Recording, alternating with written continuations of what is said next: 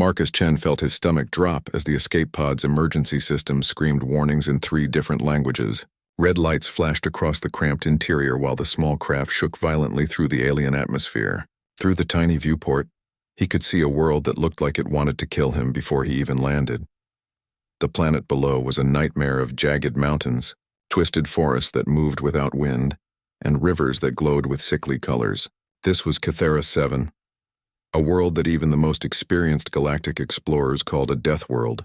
Marcus had never wanted to set foot on it, but the pirate attack on his research vessel had left him with no choice. "Come on, hold together," he whispered to the pod as it bucked and rolled. His hands gripped the safety harness so tight his knuckles went white. The pod's heat shield was holding, but barely. Warning lights showed critical damage to the landing systems. The impact came harder than expected. Marcus felt his teeth rattle as the pod bounced twice before sliding to a stop against something that groaned and cracked. For a moment, everything was silent except for the hiss of cooling metal and his own heavy breathing. He ran through the emergency checklist his training had drilled into him.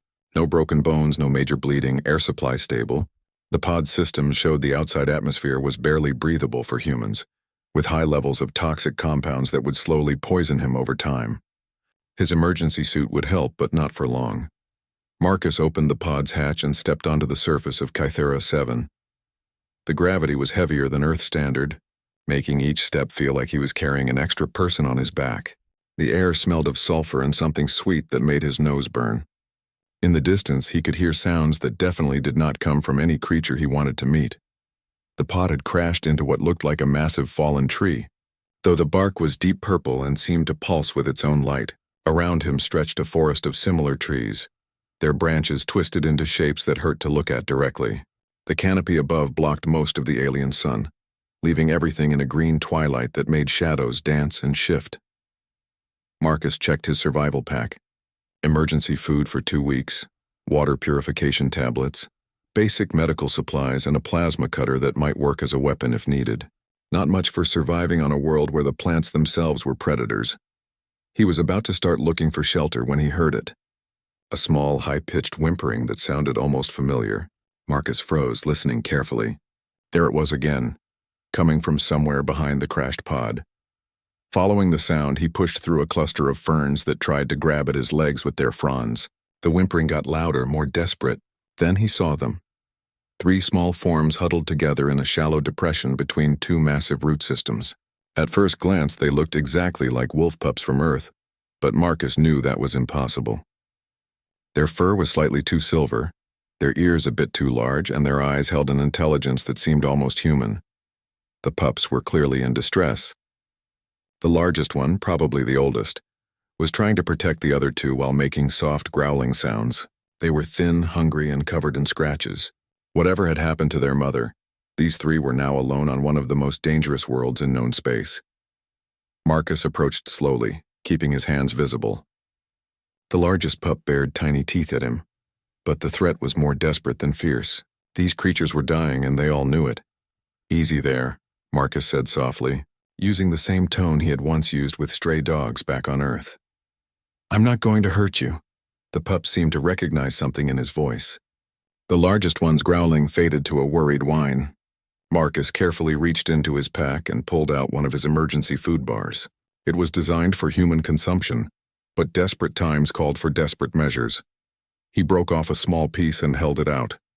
The largest pup sniffed carefully, then took the food with surprising gentleness. Within seconds, all 3 pups were pressed against Marcus, begging for more with their eyes. As he fed them small pieces of his precious food supply, Marcus realized what he had gotten himself into. These creatures needed constant care and protection. On a world where everything wanted to kill him, he had just committed to keeping 3 helpless animals alive. The logical thing would be to leave them. He barely had enough supplies to keep himself alive, and carrying 3 growing predators would make survival nearly impossible. But as the smallest pup curled up against his leg, making soft, contented sounds, Marcus knew he could not walk away. "Okay, little ones," he said quietly. "Looks like we're in this together." The sun was setting, and the forest around them was beginning to come alive with hunting calls and sounds of movement. The real test of HFY 7 was about to begin. Marcus gathered the 3 pups close to his chest, feeling their small hearts beating against him. He looked around at the alien forest that surrounded them, calculating their chances of survival. The math was not encouraging, but humans had never been known for giving up when the odds were bad. If anything, impossible situations brought out the best in his species. With 3 wolf pups depending on him, Marcus Chen prepared to show this Deathworld exactly what humans were capable of when they refused to quit. The night was coming, full of dangers he could not imagine, but he had something that no other creature on this world possessed. He had the stubborn human refusal to let innocents die on his watch. The first challenge came before full darkness settled over the forest. Marcus had been looking for shelter when the ground beneath his feet began to vibrate with a steady rhythm. The 3 wolf pups in his arms started whimpering and pressed closer to his chest. Through the twisted trees came something that made Marcus question every assumption he had about biology. It stood 12 feet tall on 6 legs that ended in claws the size of dinner plates. Its skin was translucent, showing organs that pulsed with bioluminescent light. Most terrifying were its eyes, arranged in 2 rows along what might have been a head, each one tracking movement independently. The creature had not noticed them yet, but it was moving in their general direction. Marcus pressed himself against the trunk of the nearest tree, hoping the purple bark would hide them. The pups seemed to understand the danger instinctively, going completely silent except for their rapid breathing. The monster paused about 50 feet away, its multiple eyes scanning the area where Marcus had crashed. It approached the escape pod and began examining it with disturbing intelligence. 2 of its limbs extended thin tendrils that probed the metal hull, while its other eyes never stopped watching the surrounding forest. Marcus realized with growing horror that the creature was tracking his scent. It moved from the pod to the exact path he had taken through the ferns. The hunt had begun. Moving as quietly as possible, Marcus backed away from the tree. The pups seemed to sense his fear and remained perfectly still. He needed to put distance between them and the predator, but moving too fast would create noise. Moving too slow would let it catch their trail. The creature's head snapped up and all its eyes focused on Marcus's position. For a heartbeat, predator and prey stared at each other across the alien forest. Then the thing let out a sound like tearing metal and charged. Marcus ran. His heavy pack bounced against his back while the wolf pups clung to his chest with their small claws. Behind him, he could hear the creature crashing through the undergrowth, its 6 legs giving it terrifying speed over the rough terrain. The forest was a maze of obstacles that seemed designed to trip and snare anything trying to move quickly. Root systems created natural barriers that Marcus had to vault over or crawl under. Hanging vines tried to tangle his legs, and more than once he barely avoided stepping into patches of ground that hissed and steamed with acid. But humans had evolved as persistence hunters, and Marcus had grown up running cross-country in the mountains of Colorado. While the creature behind him was faster in short bursts, Marcus had something it did not expect: endurance. He kept running long after his lungs began to burn, and his legs felt like lead. The creature's pursuit sounds grew more distant, though it never stopped completely. When Marcus finally allowed himself to slow down, he realized he had been running for over an hour. The forest around him had changed. The trees here were even more twisted, their branches forming natural archways overhead. Strange fungi glowed with soft blue light, providing just enough illumination to see by. Most importantly, he could hear running water nearby. Following the sound, Marcus found a stream that cut through the forest floor. The water was clear and moved quickly over stones that sparkled with mineral deposits. His water purification tablets would work on most alien bacteria, but he would need to test small amounts first. More immediately, the stream provided something else, a way to hide their scent trail. Marcus waded into the water, gasping as the cold soaked through his boots. The pups did not like the water at first, but they trusted him enough to endure it. He followed the stream for another mile before finding what he was looking for. A large tree had fallen across the water, creating a natural bridge. Underneath, the stream had carved out a small cave in the bank. It was not much, but it would provide shelter and concealment. Marcus set the pups down on the dry ground inside the cave. They immediately began exploring their new surroundings, sniffing everything and making soft sounds to each other. For the first time since the crash, they seemed almost relaxed. Setting up a basic camp, Marcus used his emergency supplies to create a small heat source that would not give off visible light. The pups gathered around the warmth gratefully. He shared more of his food with them, watching as they ate with the desperate hunger of creatures that had been starving. As the alien night deepened, the forest around them came alive with sounds.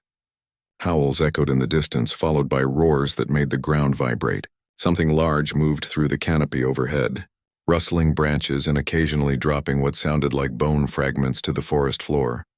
The largest wolf pup, which Marcus had started thinking of as Alpha, positioned himself between Marcus and the cave entrance. The other two, a female Marcus called Starlight because of the silver patterns in her fur, and the smallest male he named Echo, curled up on either side of him. Despite the danger surrounding them, Marcus felt a strange sense of peace. These three small creatures had accepted him completely, trusting him with their lives in a way that few humans ever did with each other. It was a responsibility that both terrified and strengthened him. During the long night, Marcus learned more about his new companions. They were incredibly intelligent, seeming to understand not just his tone but some of his words. When he whispered quiet, they would immediately go silent. When he said stay, they would freeze in position. More surprisingly, they seemed to be learning his scent patterns and body language just as quickly. Alpha would position himself to watch whatever direction Marcus was not looking. Starlight appeared to be memorizing every detail of their surroundings. Echo, despite being the smallest, showed an uncanny ability to sense danger before the others. Around what Marcus estimated was midnight, something began testing the area around their cave. He could hear careful footsteps and the sound of sniffing, but whatever was out there never came close enough to see. The pups remained perfectly still, their ears tracking the movement but showing no fear. After what felt like hours, the sounds moved away. Marcus finally allowed himself to relax slightly, though he kept one hand on his plasma cutter throughout the night. As the alien dawn began to filter through the forest canopy, Marcus realized he had survived his first night on Cathera 7. More importantly, all three pups were safe and healthy. They had found food, water, and shelter. It was not much, but it was a beginning. Looking at the three small forms sleeping peacefully around him, Marcus made a decision that would have seemed insane just 24 hours ago. He was not just going to survive on this death world.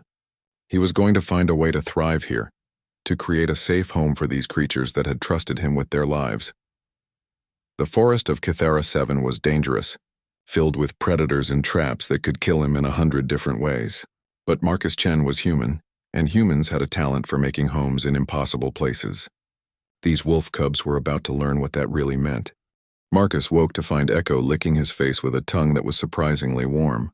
The smallest pup had apparently decided that sunrise meant it was time for everyone to be awake. Alpha and Starlight were already up, sitting at the cave entrance and watching the forest with alert eyes. The alien dawn painted everything in shades of green and gold that had no names in human language. Steam rose from the forest floor as the morning heat began to evaporate the dew. In the distance, Marcus could hear bird-like calls that sounded almost musical, a pleasant change from the predatory sounds of the night. After sharing breakfast with the pups, Marcus began to explore their immediate area more carefully. The stream provided fresh water, but they would need a better shelter than the small cave, something that could protect them from larger predators and the weather patterns he did not yet understand. Moving carefully through the forest with the pups following close behind, Marcus began to understand why Cathera 7 was considered a death world. Almost everything was designed to kill or consume other life. The beautiful flowers that grew in patches of sunlight had thorns that dripped with venom. The moss that covered fallen logs would try to digest anything that stayed still too long. But Marcus had grown up building tree houses and shelters in the Colorado wilderness. He knew how to read terrain and find materials. More importantly, he was starting to see patterns in the alien ecosystem that reminded him of principles from home. About half a mile upstream, he found exactly what he was looking for. 3 massive trees grew close together, their trunks forming a natural triangle. Their roots had created a raised platform about 8 feet off the ground, well above the reach of most ground-based predators. The trees themselves were fascinating. Their bark was harder than steel, and their branches grew in spirals that created natural anchor points. Even better, the canopy overhead was so thick that it would provide protection from aerial threats. Marcus spent the morning gathering materials. The forest provided everything he needed, though often in forms he had to adapt. Fallen branches from the iron-hard trees could be lashed together with vines that grew stronger when they dried. Large leaves from certain plants could be woven into waterproof sheeting. The pups helped in their own way. Alpha seemed to understand that they were building something and began bringing Marcus suitable sticks and stones. Starlight had an eye for finding the strongest vines, testing each one by tugging on it with her teeth. Echo appointed himself as the lookout, positioning himself where he could watch for danger while the others worked. By midday, Marcus had the basic framework of a shelter, constructed on the platform between the three trees. It was not much to look at, but it was solid and defensible. More importantly, it was 12 feet off the ground and had multiple escape routes through the canopy. While he worked, Marcus began to notice more details about his new companions. The pups were growing visibly stronger with regular food and care. Their silver fur was becoming more lustrous, and their eyes seemed to glow with increasing intelligence. Alpha had started showing protective behaviors that went beyond normal pack instincts. He would position himself between Marcus and any potential threat, even something as minor as a rustling bush. When Marcus climbed up to work on the shelter, Alpha paced below until he could find his own way up. Starlight displayed an almost supernatural awareness of their surroundings. She would often alert to dangers that Marcus could not see or hear until minutes later. Her ears were constantly moving, tracking sounds and movement throughout the forest. Echo, despite being the smallest, showed the most remarkable adaptation to their new life. He had learned to climb the spiral branches of their shelter trees with the skill of a squirrel. More than once, Marcus looked up to find the small pup perched 20 feet overhead, watching the surrounding area with bright, intelligent eyes. The afternoon brought their first real test of the new shelter. Marcus was working on the roof when Alpha's low growl alerted him to danger. Looking down, he saw something that made his blood run cold.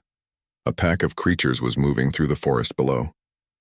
They looked like a cross between hyenas and spiders, with 6 legs and jaws that unhinged to reveal rows of needle-sharp teeth. There were at least 8 of them, moving in a coordinated pattern that showed intelligence and experience. The pack had found their scent trail from the previous day. They were tracking methodically, following the exact path Marcus had taken from the crash site to the stream. It would not take them long to find the shelter. Marcus quietly gathered the 3 pups and brought them up onto the platform. He positioned his plasma cutter where he could reach it quickly, though he hoped it would not come to a fight. 8 against 1 were bad odds even with the height advantage. The pack reached the base of their trees within minutes. The creatures circled the platform, testing the bark with their claws and sniffing the air. Their eyes glowed with predatory intelligence as they calculated the distance to their prey. For several tense minutes, predator and prey faced each other across 12 feet of empty space. The creatures below made sounds to each other that seemed almost like language. They were planning something, and Marcus did not like the patient way they studied his position. Then Echo did something that surprised everyone. The small pup stepped to the edge of the platform and let out a sound that was part howl, part bark, and part something else entirely. It was not a sound of fear or challenge, but something more complex. The effect on the pack below was immediate and unexpected. They stopped their circling and looked up at Echo with what could only be described as confusion. One of the larger creatures made a questioning sound back. Echo responded with another vocalization, different from the first but equally complex. This time, several of the pack members responded. It was clearly some form of communication, though Marcus could not understand what was being said. The conversation continued for several minutes, with Echo doing most of the talking for their side while Alpha and Starlight remained silent but alert. Gradually, the tone of the exchange changed from threatening to something more neutral. Finally, the pack leader made one last sound to Echo, who responded with what sounded almost like a formal acknowledgement. Then, to Marcus's amazement, the entire pack simply walked away. They did not retreat or slink off in defeat. They left with the casual confidence of creatures that had concluded their business. What the hell just happened? Marcus whispered to Echo, who was now wagging his tail and looking pleased with himself. As the afternoon wore on, Marcus began to understand that his companions were far more than simple wolf pups. Their intelligence was not just animal cunning, but something approaching sapience. They understood complex concepts, showed planning ability, and apparently could communicate with other species. That evening, as they settled into their new shelter, Marcus reflected on what he had gotten himself into. He had thought he was rescuing 3 helpless animals, but it seemed like they might be rescuing each other. These creatures had knowledge and abilities that could help him survive on Kythera 7, just as his human technology and stubbornness could protect them. Looking at the 3 silver forms curled up around him in their new home, Marcus realized that he was no longer just a human trying to survive on an alien world.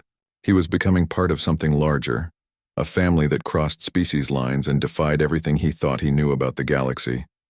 The Deathworld of Kythera 7 had thrown its first real challenges at them, and they had not just survived but begun to thrive. Tomorrow would bring new dangers, but tonight, 12 feet above the forest floor in a shelter built with human ingenuity and alien wisdom, they were safe. The 4th day on Kythera 7 began with a sound that made Marcus's blood freeze.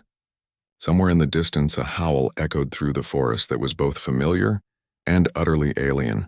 It sounded like the call of a massive wolf, but with harmonics that seemed to resonate through the very ground. Alpha, Starlight, and Echo all went rigid at the sound. Their ears pinned back against their heads, and they pressed close to Marcus with a fear he had never seen from them before. Whatever had made that sound, his companions knew it well and wanted nothing to do with it. "What is it?" Marcus whispered, though he suspected he already knew the answer. The howl came again, closer this time, and was answered by similar calls from at least 3 different directions. They were being surrounded. Through his binoculars, Marcus caught his first glimpse of what was hunting them.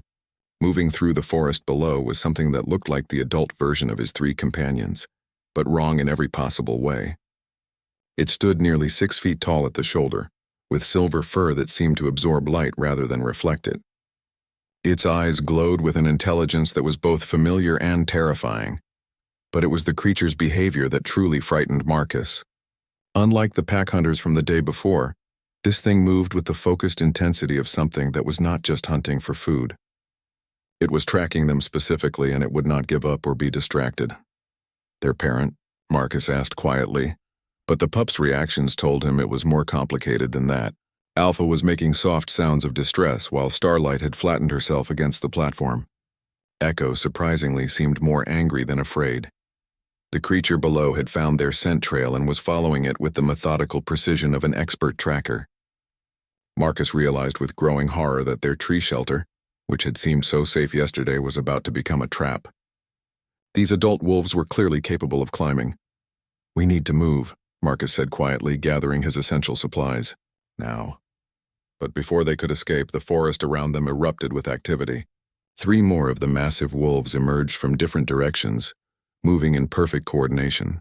They had been herded into position, and now the trap was closing.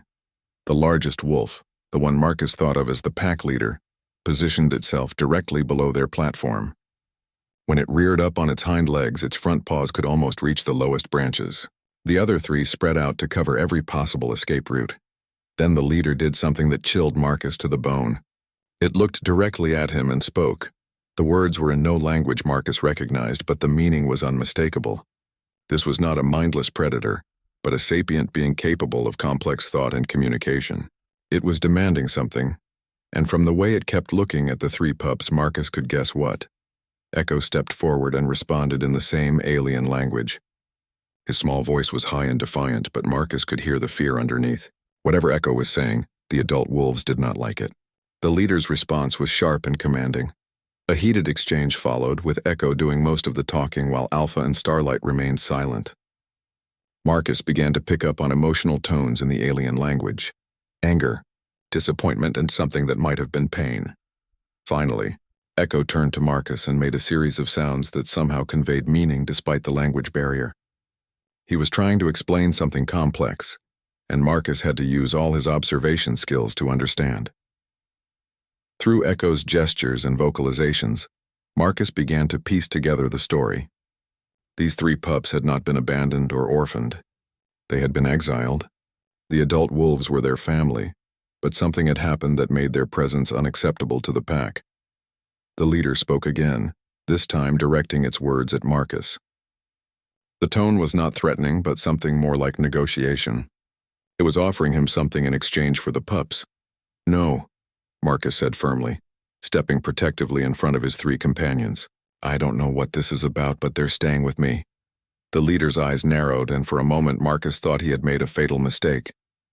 Then something unexpected happened. The massive wolf tilted its head and made a sound that was almost like laughter.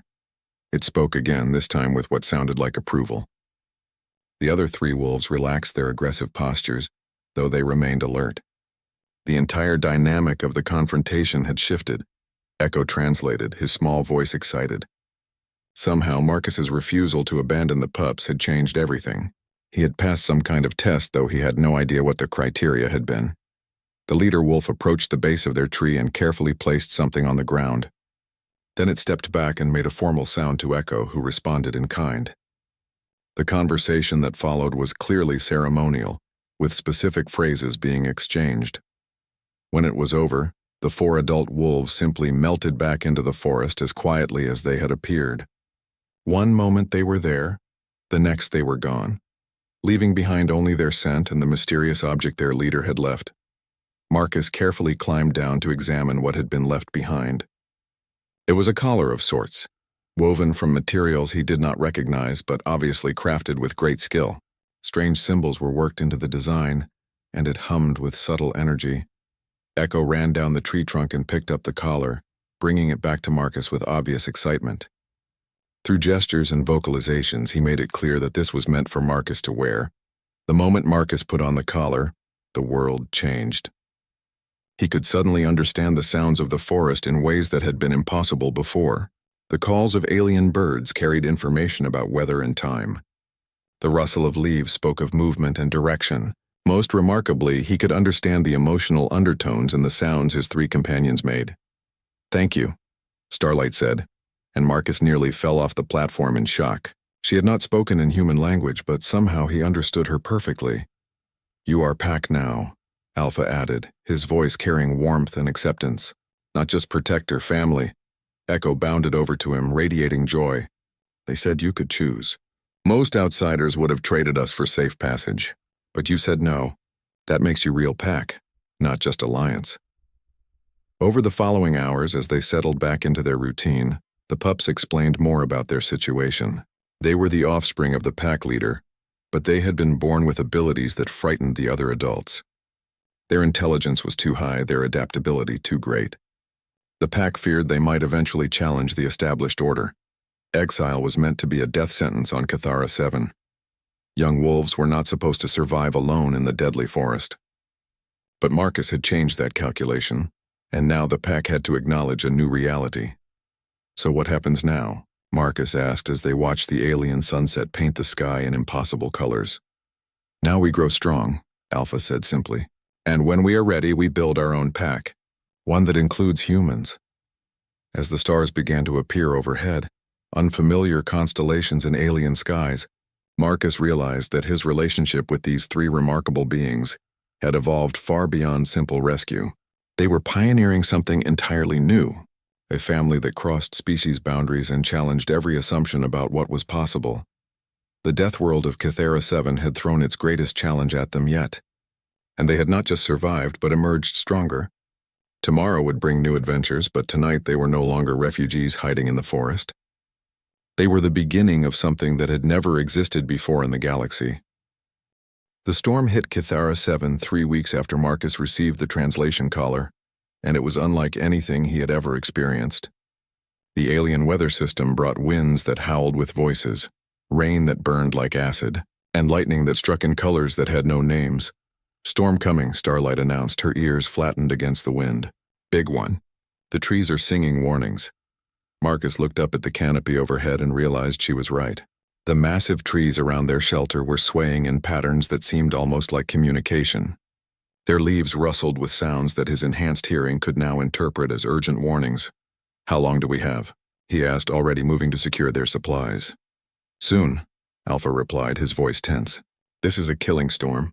We need deep shelter." The three pups had grown significantly over the past weeks.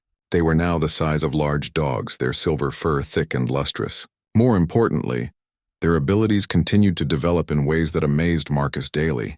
They could sense weather patterns, communicate with forest creatures, and seemed to have an instinctive understanding of the planet's many dangers.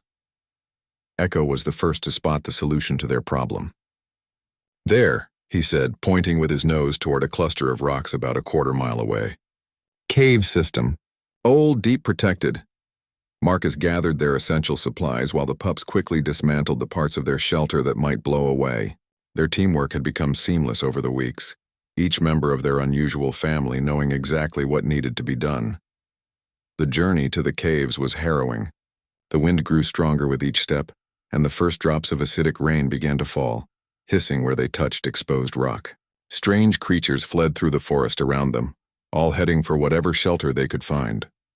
The cave system Echo had spotted was larger than it appeared from outside.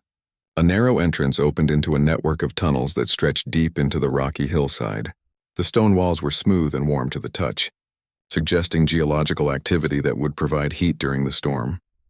"Perfect," Marcus said, setting up their camp in a large chamber about 50 feet from the entrance. "We can wait out the storm here." But as the hours passed and the storm intensified outside, Marcus began to realize they were not alone in the caves. Strange sounds echoed from the deeper tunnels, and occasionally they caught glimpses of glowing eyes in the darkness beyond their small camp. "Cave dwellers," Starlight explained when Marcus asked about the sounds. "Not hostile, but territorial. They tolerate us because we stay near the entrance." The storm raged for 3 days. Outside, the wind reached velocities that would have torn their tree shelter apart. The acidic rain stripped bark from trees and left steaming pools where it collected. Lightning strikes came so frequently that the forest was lit almost continuously in shades of purple and green. During the long hours waiting for the storm to pass, Marcus learned more about his companions and their remarkable world. The pups shared stories of their species' history, of the great migrations between star systems, and of the ancient knowledge encoded in their genetic memory. "Our people have been travelers for thousands of years," Alpha explained. "We go where others cannot survive, learn what others cannot understand. That is why the pack feared us. We represent change. Change they were not ready for," Echo added bitterly. "They wanted to stay safe, stay the same. But the galaxy is changing around us." Marcus understood their frustration. Humans had faced similar conflicts throughout their history, between those who wanted to explore and those who preferred the safety of the known. The fact that these alien wolves faced the same basic challenges suggested something fundamental about intelligence itself. On the second day of the storm, they encountered their first cave dweller face to face. Marcus was exploring one of the side tunnels when a creature emerged from the shadows ahead of him. It stood about 4 feet tall with crystalline skin that refracted their lamplight into rainbow patterns. Its movements were graceful but utterly alien. The creature studied Marcus for several long moments, then made a sound like wind chimes in a gentle breeze. To his surprise, the translation collar allowed him to understand the meaning, though not the exact words. The being was curious about the unusual group that had taken shelter in its domain. It knew about the wolf species but had never seen one traveling with a human.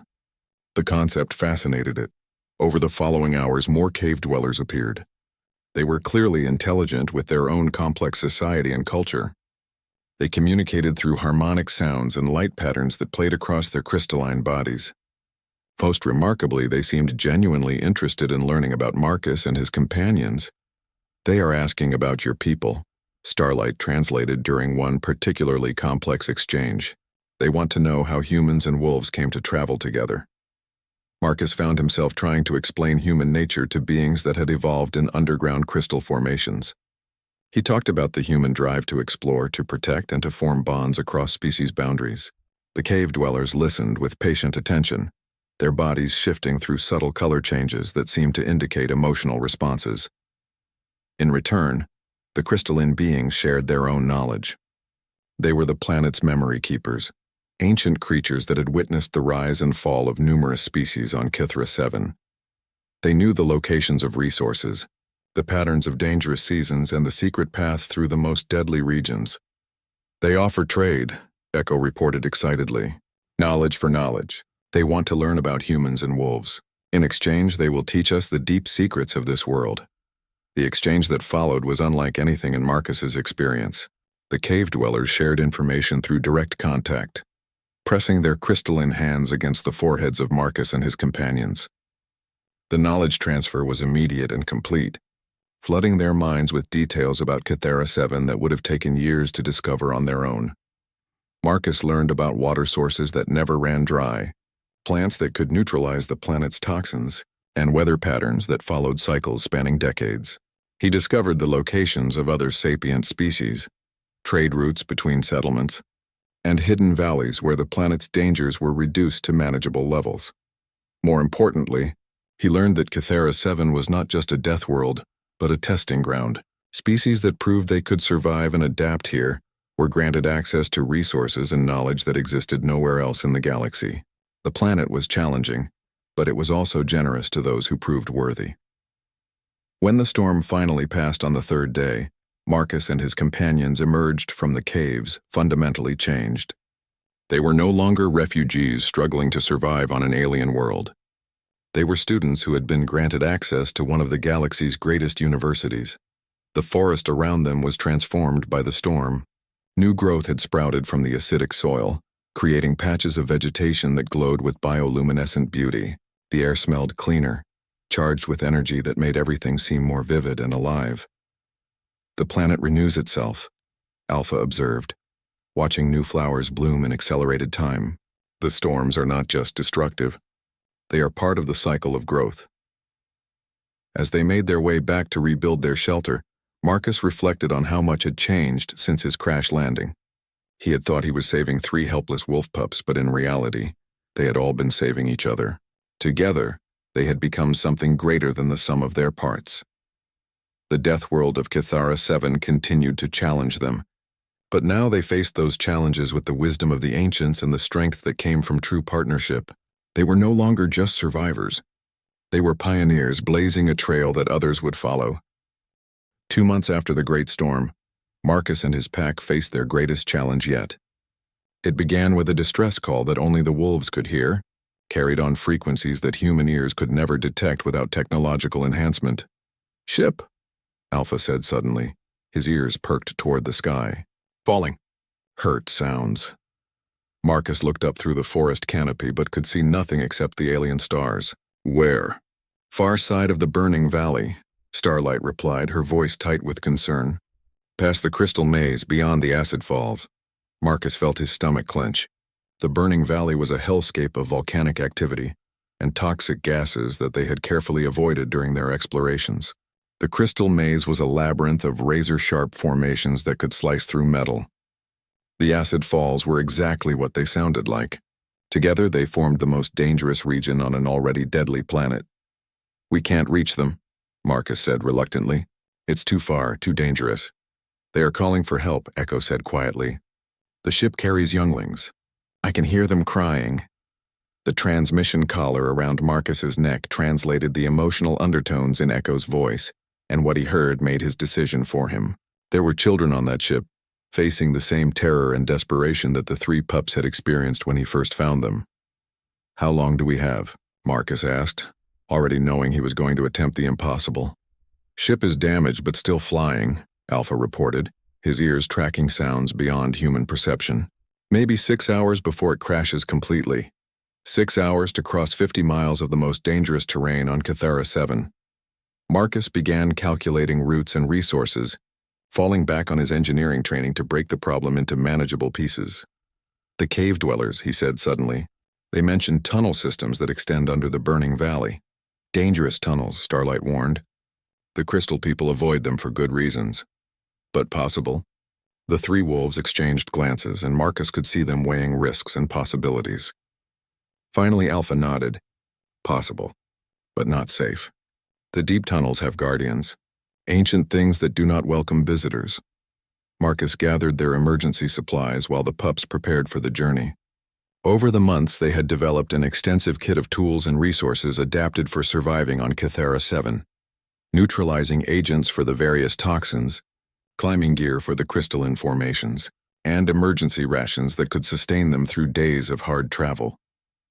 The journey to the tunnel entrance took 2 hours of hard running through forest that seemed determined to kill them. Poisonous plants tried to snare their legs, while predatory trees dropped sticky sap that would have trapped a less experienced team. But Marcus and his pack moved with the fluid coordination of a unit that had learned to trust each other completely. The tunnel entrance was hidden behind a waterfall of liquid that glowed with radioactive light. The cave dwellers had warned them about the radiation, but their enhanced equipment could handle short-term exposure. "Stay close," Marcus told his companions as they descended into the depths. "If the Guardians exist, we face them together." The tunnels were like nothing Marcus had ever experienced. The walls were lined with formations that pulsed with their own light, creating patterns that seemed almost hypnotic. The air was thick with strange energies that made their fur stand on end and gave everything a dreamlike quality. They had been traveling for an hour when they encountered the first Guardian. It emerged from the tunnel wall itself, as if the rock had suddenly decided to take on a living form. The creature was massive, standing 12 feet tall and composed entirely of what looked like flowing stone. But instead of attacking, the Guardian simply blocked their path and waited. Its voice, when it spoke, was like the sound of grinding continents. "Why do strangers walk the deep paths?" it asked. The words translated by Marcus's collar into something approximating meaning. "To save lives," Marcus replied honestly. "A ship carries children. It will crash without help." The Guardian studied them for long moments, its eyes like pools of molten metal. "The deep paths demand a price. What do you offer?" Marcus looked at his three companions, then back at the ancient being. "What do you need?" "Knowledge," the Guardian replied. "You carry memories of the surface world, of star paths in distant places. Share these, and the deep paths will open." What followed was the strangest negotiation of Marcus's life. The Guardian wanted to experience their memories directly, to understand the galaxy beyond Cathera 7 through their eyes. In exchange, it would not only allow them passage but provide assistance. The memory sharing was intense and disorienting. Marcus felt the Guardian's consciousness touch his mind, sifting through decades of human experience. At the same time, he caught glimpses of the entity's vast age and the deep history of the planet itself. When it was over, the Guardian stepped aside and gestured deeper into the tunnels. "The path is open, but beware, surface dwellers. The deep places change those who walk them." The remainder of their underground journey passed in a blur of impossible geometry and alien wonders. The tunnels seemed to fold in on themselves, allowing them to cover distances that should have taken days in a matter of hours. Other Guardians appeared along the way, but each one simply nodded and allowed them to pass. When they finally emerged on the far side of the burning valley, Marcus felt fundamentally changed by the experience. The deep places had left their mark on all of them, enhancing their abilities and deepening their connection to the planet itself. The crashed ship was easy to locate. It had come down in one of the few areas where the volcanic activity was minimal, but the hull was breached and systems were failing rapidly. Toxic gases from the surrounding terrain were beginning to seep into the passenger compartments. "Galactic Union vessel," Marcus observed, reading the markings on the hull. "Exploration class, probably carrying a survey team." "And their families," Echo added, his enhanced hearing picking up the sounds from inside the ship. "Young ones scared and hurt. The rescue operation tested every skill they had developed over their months on Cathera 7. Marcus used his engineering knowledge to stabilize the ship's life support while the wolves employed their enhanced senses to locate survivors in the wreckage. There were 12 beings aboard, members of 3 different species, including several children who had been on their first interstellar voyage. All were injured, all were terrified, and all were slowly dying from exposure to the planet's toxic atmosphere. Working together, Marcus and his pack managed to create a safe zone within the ship and began the process of treating the injured. The cave dwellers' knowledge proved invaluable, as Marcus was able to synthesize neutralizing agents for toxins that would have killed the survivors within hours. But the real challenge was getting the survivors to safety. The ship's emergency beacon was damaged, and it would be days before any rescue vessels could reach them. The burning valley was too dangerous for the injured aliens to cross, and staying with the ship meant certain death. "The deep tunnels," Starlight suggested. "If the Guardians will allow it, we can bring them through." It was a desperate plan, but it was their only option. Marcus and the wolves made the journey back through the tunnels, this time carrying the most critically injured survivors. The Guardians, perhaps moved by their earlier memory sharing, not only allowed the passage but provided assistance, creating temporary chambers where the injured could rest and recover. 3 grueling trips through the deep places brought all the survivors to safety. By the time they emerged on the other side of the burning valley, The aliens were stable enough to send distress signals that would bring proper rescue ships. As they waited for evacuation, the lead survivor, a crystalline being similar to the cave dwellers but adapted for space travel, approached Marcus with obvious gratitude. "You risked everything for strangers," she said, her voice carrying harmonics of amazement. "Your species is not known to us, but your actions speak of great honor." "We help those who need it," Marcus replied simply. "That's what families do." The alien looked at Marcus and his 3 wolf companions, clearly trying to understand the relationship she was observing. "Family? But you are different species." "The best families usually are," Echo said with what Marcus had learned to recognize as the wolf equivalent of a grin. When the rescue ships finally arrived, Marcus faced a choice he had not expected. The captain of the lead vessel offered him passage off Kythera 7, a return to human civilization and safety. "Thank you," Marcus said after a long moment of consideration. "But this is our home now." The rescue team departed with their passengers, leaving Marcus and his pack standing on the edge of the burning valley as alien ships disappeared into the star-filled sky. They had proven themselves capable of incredible things, had saved lives that no one else could have reached. But more than that, they had become something entirely new in the galaxy. A family that crossed species boundaries, a team that could face any challenge, and pioneers who were writing the first chapter of a story that would reshape how the universe understood the possibilities of cooperation. Kythera 7 stretched out around them, beautiful and dangerous and filled with wonders yet to be discovered. They had work to do. 1 year after Marcus Chen crash-landed on Kythera 7, his small family had grown into something that was reshaping the galaxy's understanding of what was possible. The settlement they had built in the heart of the dangerous forest had become a beacon for the lost and desperate. Word had spread through the galactic communication networks about the human and his wolf pack, who could survive anywhere and would help anyone in need. "Another ship requesting assistance," Starlight reported, her enhanced senses detecting the distress call long before their communication equipment could pick it up. She was no longer the small, frightened pup Marcus had rescued. She now stood 4 feet at the shoulder, her silver fur gleaming with health and her eyes bright with intelligence that seemed almost supernatural. "What's their situation?" Marcus asked, looking up from the detailed map he was updating. The chart showed safe routes through Kythera 7's most dangerous regions, information that would be priceless to future explorers. "Research vessel. Engine failure carrying a team studying dangerous wildlife," Alpha reported. Unlike his siblings, he had grown broader rather than taller, his frame packed with muscle and his bearing carrying the natural authority of a leader. "They're stuck in the screaming canyons surrounded by the Echo Hunters," Marcus grimaced. The Echo Hunters were one of Kythera 7's most dangerous predators, creatures that used sonic attacks to disorient their prey before moving in for the kill. The screaming canyons amplified those attacks to lethal levels. "How many in their team?" he asked, already gathering rescue equipment. 12, Echo replied, bounding down from his favorite perch in the canopy. He had grown the least in size but the most in ability, his enhanced hearing and communication skills making him invaluable for complex rescue operations. Mixed species research team including younglings on their first field assignment. The 3 wolves exchanged glances, and Marcus could see the decision forming without words.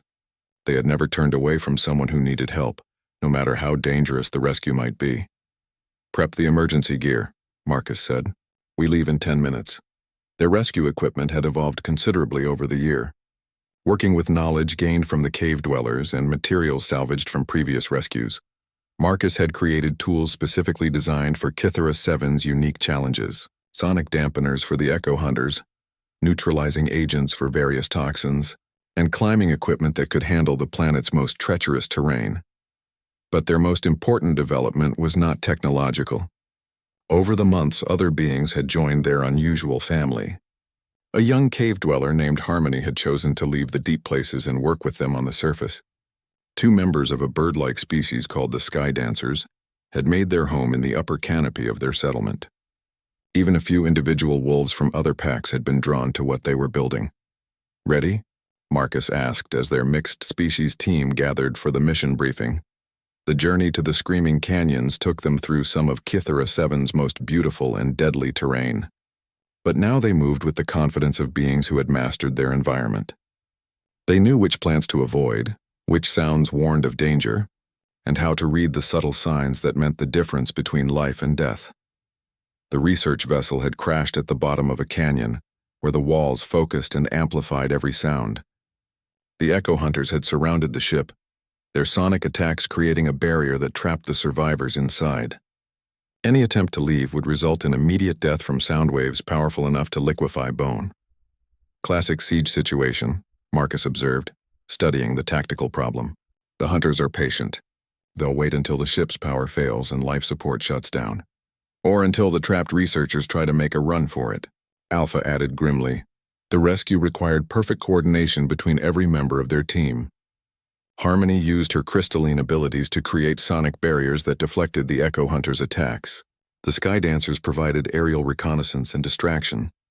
The Wolves used their enhanced senses to track the Hunters' movements, while Marcus coordinated the overall operation.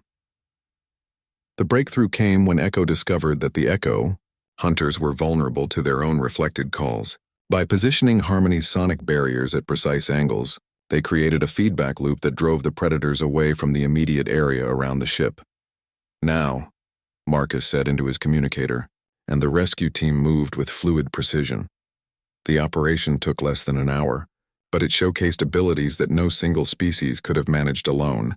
The survivors were amazed to find themselves rescued by such an unusual team, but their gratitude was immediate and profound. "How did you know we were here?"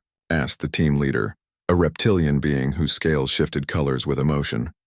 "We listen," Echo replied simply, "for anyone who needs help." As they escorted the rescued researchers to safety, Marcus reflected on how much had changed since his crash landing. He had thought he was saving 3 wolf pups, but in reality, they had all been saving each other and everyone who came after. Their settlement had become more than just a home. It was a demonstration that cooperation across species lines could accomplish things that no single group could manage alone. The galactic community had begun to take notice, sending observers and diplomats to study what they were building. "Communication from the Galactic Council," Harmony announced as they returned to their settlement. Her crystalline form sparkled with the transmitted data. "They want to establish a formal relationship with our, what do they call it? Experimental Interspecies Collective." Marcus looked around at his extended family. Wolves, crystal beings, sky dancers, and various other species that had found their way to Kithra 7, seeking something better than what they had known before. "What do you think?" he asked Alpha, who had become the unofficial leader of their group's decision-making process. "We stay independent," Alpha replied without hesitation.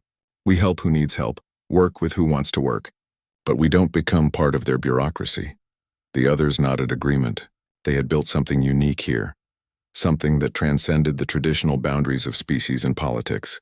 Formalizing it would only limit what they could accomplish. That evening, as the alien sunset painted their forest home in colors that still took Marcus's breath away, the family gathered for their traditional end-of-day sharing. Each member reported on the day's discoveries, challenges, and observations. The young researcher from today's rescue, Echo reported, wants to come back and study with us. She says her species has never seen cooperation like ours. The Sky Dancers found 3 new safe routes through the storm zones, one of the aerial scouts added, and I've made contact with a deep guardian who wants to share knowledge about the planet's core systems. Harmony contributed. Marcus listened to the reports and felt a deep satisfaction that had nothing to do with personal achievement. They had created something that was making the galaxy a better place, one rescue and one discovery at a time. "What about you, Marcus?" Starlight asked. "What did you discover today?" Marcus looked around at the faces of his impossible family, beings from 6 species who had chosen to work together despite every instinct and social conditioning that said it could not be done. "I discovered that we're just getting started," he said. "There's a whole galaxy out there full of people who need to see what we've learned here."